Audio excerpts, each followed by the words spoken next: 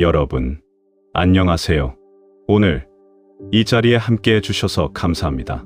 혹시 지금 이 순간에도 가슴 한켠에 말하지 못한 아픔을 안고 계시진 않습니까? 사람들 앞에선 웃습니다. 괜찮아요 라고 대답합니다. 하지만 혼자 남겨진 밤, 그 상처는 여전히 욱신거립니다. 누군가의 말 한마디, 예상치 못한 배신, 갑작스러운 이별, 채워지지 않는 공허함. 우리는 이 상처들을 감춥니다. 마치 감추지 않으면 더 약해질 것 같아서, 마치 드러내면 더 무너질 것 같아서. 그런데 말입니다. 성경은 오늘 우리에게 놀라운 질문을 던집니다. 만일 그 상처가 약함의 증거가 아니라면? 만일 그 상처가 하나님이 일하시는 통로라면? 시편 기자는 이렇게 고백했습니다. 주께서는 상심한 자를 고치시며 그들의 상처를 싸매시는도다. 시편 147편 3절. 하나님은 우리의 상처를 외면하지 않으십니다. 오히려 그분은 그 상처에 가장 가까이 계십니다. 잠시 당신의 마음을 돌아보십시오. 어떤 상처가 아직도 아픕니까? 어떤 기억이 여전히 무겁습니까? 그 상처를 더 이상 혼자 짊어지려 하지 마십시오. 하나님은 우리가 완벽할 때 찾아오시는 분이 아닙니다. 그분은 우리가 부서졌을 때 가장 가까이 오십니다. 당신이 지금 약하다고 느낀다면 그것은 하나님께 더 가까이 갈 준비가 되었다는 신호입니다. 당신의 상처는 실패가 아닙니다. 당신의 약함은 부끄러움이 아닙니다. 그것은 은혜가 시작되는 자리입니다. 오늘 이 시간, 당신의 상처를 하나님 앞에 내려놓는 것부터 시작하십시오. 말하십시오. 하나님, 저 아픕니다. 저 약합니다. 하지만 이 자리에서 당신을 만나길 원합니다. 우리는 강해지려고 애씁니다. 아프지 않은 척, 괜찮은 척, 모든 것을 감당할 수 있는 척. 왜냐하면 세상은 말하니까요. 강한 자가 살아남는다. 그래서 우리는 약함을 감추고 상처를 숨기고 눈물을 삼킵니다. 하지만 정말 그래야만 할까요? 사도 바울은 육체의 가시를 가지고 있었습니다. 정확히 무엇이었는지는 알 수 없지만 그에게는 제거되지 않는 고통이 있었습니다. 그는 3번이나 하나님께 간구했습니다. 이 고통을 제거해 주십시오. 하지만 하나님의 대답은 달랐습니다. 내 은혜가 내게 족하도다. 이는 내 능력이 약한 데서 온전하여짐이라. 고린도후서 12장 9절. 이것은 거절이 아니었습니다.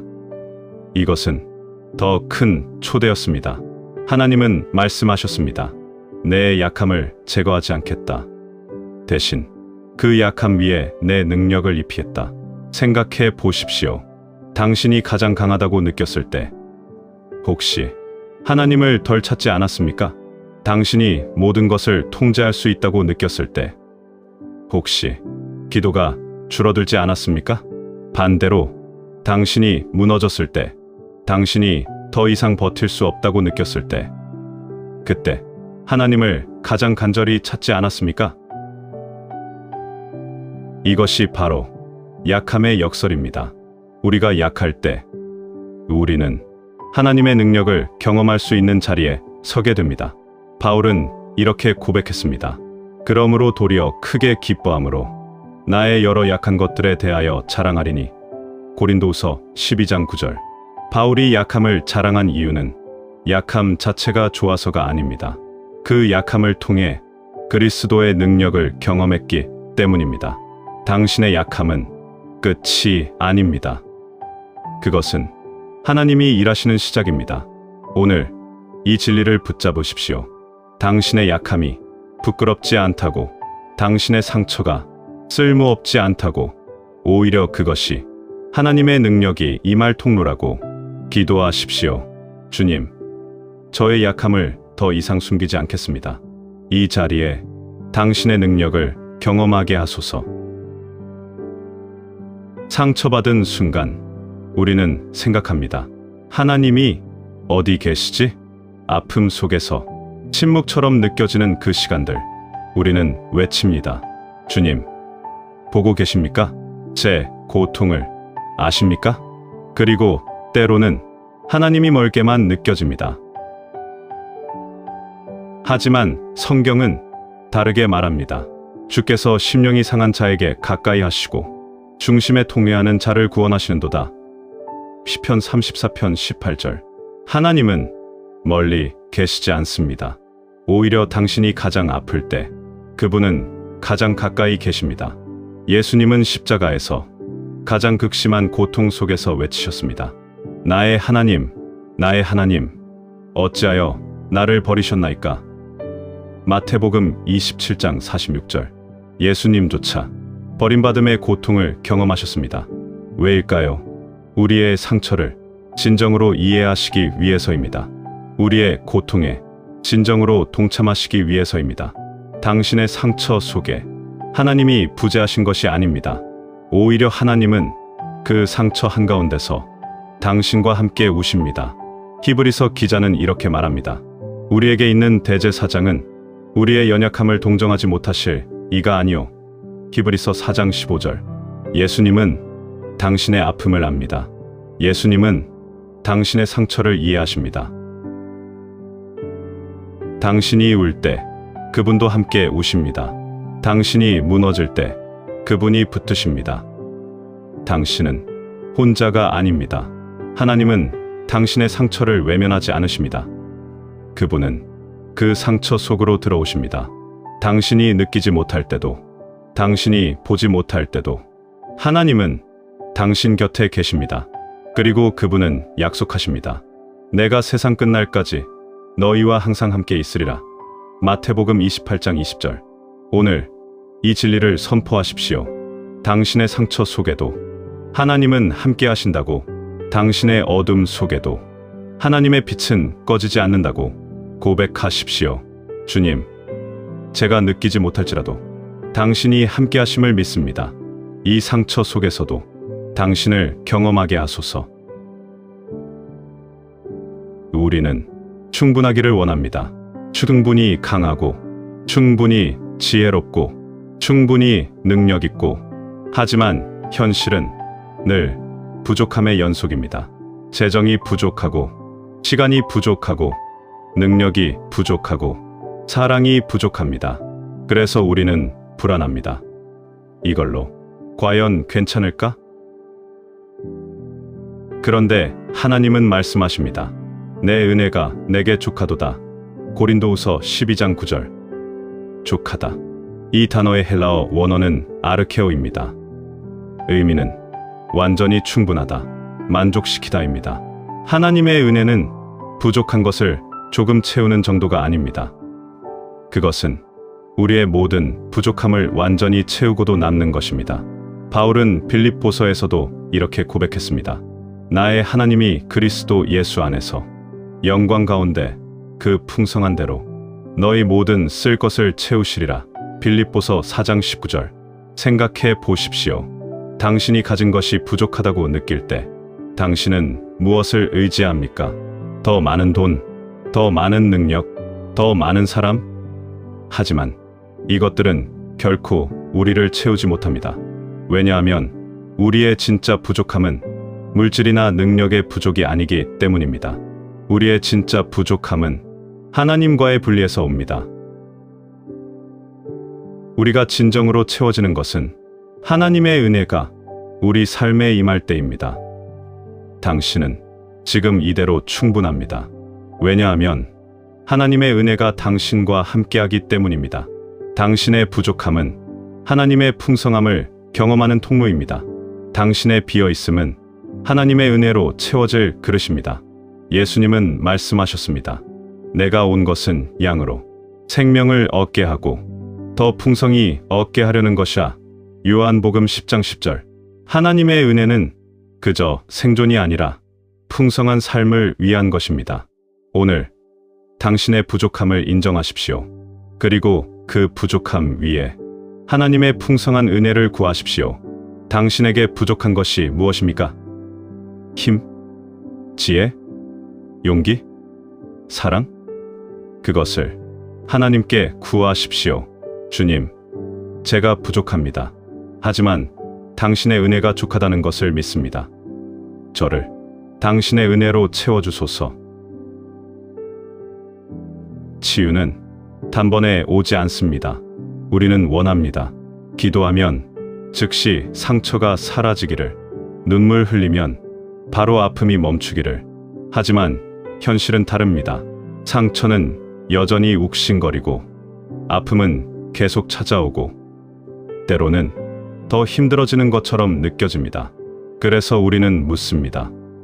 정말 나아질 수 있을까? 성경은 치유의 과정을 보여줍니다. 예수님이 만난 베데스다 연못가에 38년 된 병자. 그는 즉시 나았습니다. 하지만 나오미는 남편과 아들들을 잃은 후 오랜 시간 말아쓴 자아라고 자신을 불렀습니다. 치유는 누군가에겐 순간이고 누군가에겐 여정입니다. 우리가 환난 중에도 즐거워하나니 환난은 인내를, 인내는 연단을, 연단은 소망을 이루는 줄 알미로다. 로마서 5장 3, 4절. 치유는 단계가 있습니다. 환난, 인내, 연단, 소망, 그리고 이 모든 과정에서 하나님은 함께 하십니다. 당신은 지금 어느 단계에 있습니까? 여전히 환난 속에 있습니까? 인내하며 버티고 있습니까? 연단의 과정을 겪고 있습니까? 어느 단계에 있든 중요한 것은 당신이 포기하지 않는 것입니다. 치유는 선형적이지 않습니다. 좋아졌다가 다시 힘들어지기도 합니다. 희망이 보이다가 다시 어두워지기도 합니다. 하지만 그럴 때마다 하나님은 당신을 붙드십니다. 이사야는 이렇게 선포했습니다. 상한 갈대를 꺾지 아니하며 꺼져가는 등불을 끄지 아니하고. 이사야 42장 3절. 당신이 상한 갈대처럼 약할 때 하나님은 당신을 꺾지 않으십니다. 당신의 믿음이 꺼져가는 등불처럼 희미할 때 하나님은 그것을 끄지 않으십니다. 오히려 그분은 조심스럽게 당신을 일으키시고 부드럽게 당신의 불을 지피십니다. 치유는 시작되었습니다. 당신이 이 자리에 있다는 것, 당신이 여전히 하나님을 찾고 있다는 것, 그것이 치유의 증거입니다. 포기하지 마십시오. 오늘 당장 모든 것이 나아지지 않아도 그것은 하나님이 일하지 않으신다는 의미가 아닙니다. 하나님은 지금도 당신을 치유하고 계십니다. 조금씩, 한 걸음씩 당신의 속도로 선포하십시오. 주님, 제 치유의 과정을 신뢰합니다. 비록 더디더라도 포기하지 않겠습니다. 끝까지 당신과 함께 걷겠습니다. 우리는 옛날의 나로 돌아가길 원합니다. 상처받기 전에 그때, 아프지 않던 그때, 모든 것이 괜찮았던 그때로. 하지만 시간을 되돌릴 수는 없습니다. 상처는 우리를 변화시켰고 우리는 이제 예전과 같지 않습니다. 그래서 우리는 슬퍼합니다. 나는 이제 회복될 수 없나? 하지만 하나님의 회복은 단순히 이전 상태로 돌아가는 것이 아닙니다. 그것은 새로운 피조물이 되는 것입니다. 그런즉 누구든지 그리스도 안에 있으면 새로운 피조물이라. 이전 것은 지나갔으니 보라 새 것이 되었도다. 고린도후서 5장 17절. 하나님은 당신을 예전으로 돌리지 않으십니다. 그분은 당신을 새롭게 하십니다. 이사야는 이렇게 예언했습니다. 오직 여호와를 앙망하는 자는 새 힘을 얻으리니 독수리가 날개치며 올라감 같을 것이요. 이사야 40절 31절. 새 힘. 이것은 단순히 잃어버린 힘을 되찾는 것이 아닙니다. 이것은 전에 없던 새로운 차원의 힘입니다. 생각해 보십시오. 상처를 통과한 사람은 그 전과 같을 수 없습니다. 하지만 그것이 나쁜 것만은 아닙니다. 상처를 통과한 사람은 더 깊은 공감을 할 수 있습니다. 아픔을 겪은 사람은 더 진실한 위로를 할 수 있습니다. 무너져 본 사람은 더 견고한 믿음을 세울 수 있습니다. 하나님은 당신의 상처를 지우지 않으십니다. 그분은 그 상처를 변화시키십니다. 고통의 흔적을 은혜의 증거로, 약함의 자리를 능력의 통로로. 당신은 이제 더 강합니다. 예전의 강함이 아닌 하나님의 능력으로 강한 사람입니다. 예전의 자신감이 아닌 하나님을 의지하는 확신을 가진 사람입니다. 바울은 이렇게 말했습니다. 내가 그리스도와 함께 십자가에 못 박혔나니 그런즉 이제는 내가 사는 것이 아니요 오직 내 안에 그리스도께서 사시는 것이야. 갈라디아서 2장 20절. 새로운 힘은 당신 자신에게서 나오지 않습니다. 그것은 그리스도께서 당신 안에 사시기 때문에 나옵니다. 예전의 당신으로 돌아가려 하지 마십시오. 하나님이 당신을 만들어가고 계신 새로운 사람을 기대하십시오. 당신의 상처는 더 이상 당신을 약하게 하지 않습니다. 그것은 당신을 새롭게 합니다. 고백하십시오. 주님, 저를 예전으로 돌리지 마시고 새롭게 지으소서. 이 상처를 통해 더 강하고 깊은 사람이 되게 하소서. 우리는 상처를 숨기고 싶어 합니다. 이것을 누가 알까? 내 약함을 누가 이해할까? 하지만 하나님은 우리의 상처를 숨기라고 하시지 않습니다. 오히려 그분은 우리의 상처를 통해 다른 이들을 치유하기 원하십니다. 바울은 이렇게 고백합니다. 우리가 모든 환난 중에서 하나님께 받는 위로로 모든 환난 중에 있는 자들을 위로할 수 있느니라. 고린도후서 1장 4절. 우리가 받은 위로는 우리만을 위한 것이 아닙니다. 그것은 같은 아픔을 겪는 사람들을 위한 것입니다. 당신의 상처는 개인적이지만 당신의 회복은 공동체적입니다. 예수님은 십자가에서 상처를 받으셨습니다. 하지만 그 상처는 우리의 치유가 되었습니다. 그가 찔림은 우리의 허물 때문이요 그가 상함은 우리의 죄악 때문이라. 그가 징계를 받음으로 우리는 평화를 누리고 그가 채찍에 맞음으로 우리는 나음을 받았도다. 이사야 53장 5절. 생각해 보십시오. 당신이 가장 위로받았던 순간은 언제였습니까? 혹시 같은 아픔을 겪은 사람이 당신에게 다가와 말했을 때가 아닙니까? 나도 그랬어요. 나도 알아요. 그 한마디가 천마디의 설교보다 강력했을 것입니다. 이제 당신의 차례입니다. 당신이 받은 위로를 다른 사람에게 나눌 차례입니다. 당신의 상처가 누군가의 희망이 될 수 있습니다. 당신의 이야기는 가치가 있습니다. 당신이 겪은 아픔은 헛되지 않습니다. 당신이 흘린 눈물은 의미가 있습니다. 왜냐하면 그것이 다른 사람의 치유를 위한 씨앗이 되기 때문입니다. 하나님은 당신의 상처를 버리지 않으십니다. 그분은 그것을 간증으로 바꾸십니다. 요한계시록은 이렇게 말합니다. 그들이 어린 양의 피와 자기들이 증언하는 말씀으로써 그를 이겼으니. 요한계시록 12장 11절. 당신의 증언은 승리의 무기입니다. 오늘부터 당신의 상처를 다르게 보십시오. 그것은 더 이상 부끄러움이 아닙니다. 그것은 하나님의 은혜를 증언하는 메시지입니다. 당신 곁에 지금 당신이 겪었던 아픔을 겪는 사람이 있습니까? 그들에게 다가가십시오. 당신의 이야기를 나누십시오. 당신이 어떻게 무너졌고 하나님이 어떻게 일으키셨는지를 기도하십시오. 주님, 제 상처를 간증으로 사용하소서. 제 아픔을 통해 다른 이들이 위로받게 하소서. 여러분, 오늘 우리는 함께 긴 여정을 걸어왔습니다. 상처의 아픔을 마주했고 약함의 역설을 발견했고 하나님의 임재를 확인했습니다. 그리고 이제 우리는 알게 되었습니다. 상처는 끝이 아니라는 것을. 마지막으로 이 말씀을 함께 붙잡겠습니다. 우리가 알거니와 하나님을 사랑하는 자, 곧 그의 뜻대로 부르심을 입은 자들에게는 모든 것이 합력하여 선을 이루느니라. 로마서 8장 28절. 모든 것, 여기에는 당신의 상처도 포함됩니다. 여기에는 당신의 아픔도 포함됩니다. 하나님은 그 모든 것을 합력하여 선을 이루십니다. 우리가 이해하지 못할 때도, 우리가 보지 못할 때도 하나님은 일하고 계십니다. 돌아보십시오. 당신이 지금까지 걸어온 길을, 힘들었던 순간들, 무너졌던 시간들, 포기하고 싶었던 날들. 하지만 당신은 여기 있습니다. 그것이 하나님의 은혜입니다.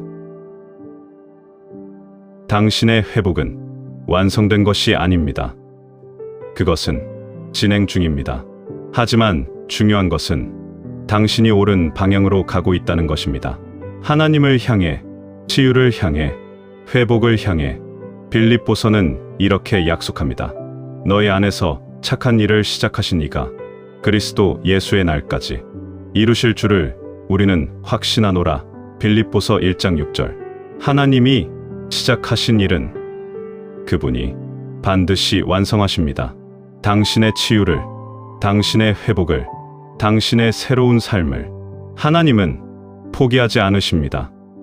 그러니 당신도 포기하지 마십시오. 오늘 이 자리에서 우리 함께 결단합시다. 더 이상 상처를 숨기지 않기요. 더 이상 약함을 부끄러워하지 않기요. 왜냐하면 우리는 이제 알기 때문입니다. 그 모든 것이 하나님의 은혜가 임하는 통로라는 것을. 함께 기도하겠습니다. 사랑하는 하나님 아버지, 오늘 저희의 상처를 당신께 내어드립니다. 더 이상 숨기지 않고 있는 그대로 드립니다. 이 약함 위에 당신의 능력을 입혀주소서. 이 아픔을 통해 당신을 더 깊이 경험하게 하소서. 저희를 예전으로 돌리지 마시고 새롭게 지으소서. 그리하여 이 상처가 은혜의 간증이 되게 하시고 이 회복이 다른 이들의 희망이 되게 하소서. 예수님의 이름으로 기도드립니다. 아멘. 여러분, 상처는 끝이 아닙니다. 그것은 새로운 시작입니다. 하나님의 은혜가 당신에게 족합니다. 그리스도의 능력이 당신 안에 머뭅니다. 오늘부터 당신의 상처를 통해 하나님이 일하시는 것을 보게 될 것입니다. 믿으십시오. 기대하십시오. 그리고 걸어가십시오. 하나님이 당신과 함께 하십니다. 이 말씀이 당신의 삶에 깊이 뿌리 내리길, 당신의 회복이 완성되길 축복합니다. 아멘.